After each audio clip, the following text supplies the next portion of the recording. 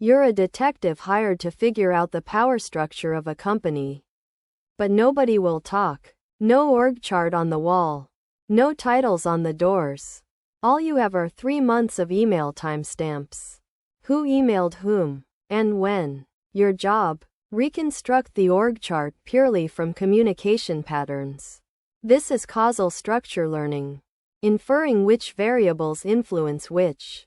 Using only observational data.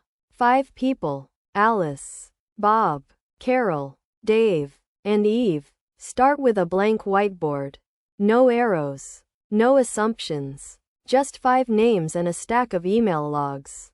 The empty graph is your null hypothesis. Nobody influences anybody. Every email is independent. Clearly wrong. But it's where the search begins. Test every possible arrow. Does Alice emailing predict Bob's emails the next day? Measure the improvement in how well the model explains the data. The score increase. Alice to Bob, plus 15 points. Bob to Carol, plus 12. Alice to Carol, plus 6. Carol to Dave, plus 8. The best single addition is Alice to Bob, plus 15. Add that arrow. Alice influences Bob. The first piece of the org chart is established. With Alice to Bob in place. Test every possible second arrow. Bob to Carol, plus 12. Still the strongest remaining addition. Add it. Now test for the third. Carol to Dave gives plus 8. Carol to Eve gives plus 7. Dave to Eve gives plus 3. Best. Carol to Dave. Add it. Fourth. Dave to Eve gives plus 7.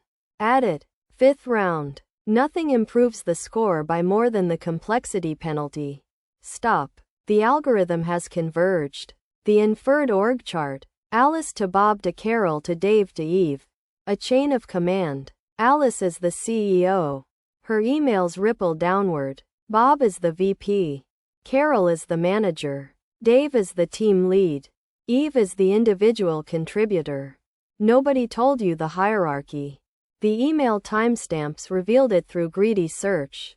Each arrow was added because it improved the model's ability to explain communication patterns.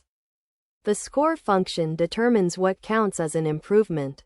BIC, Bayesian information criterion, rewards data fit but penalizes complexity. Each arrow costs a penalty proportional to log of the sample size. Fewer arrows are preferred unless they substantially improve the fit. BADE, Bayesian Dirichlet equivalent, assigns a Bayesian probability to each graph given the data and prior beliefs. AIC, Akaika information criterion, applies a lighter penalty than BIC. The choice of score affects which org chart the algorithm finds. Start with an empty graph. Test every possible arrow. Add the one that improves the score the most. Repeat with every possible additional arrow. Stop when nothing helps. The greedy hill climbing search built the org chart from email timestamps alone.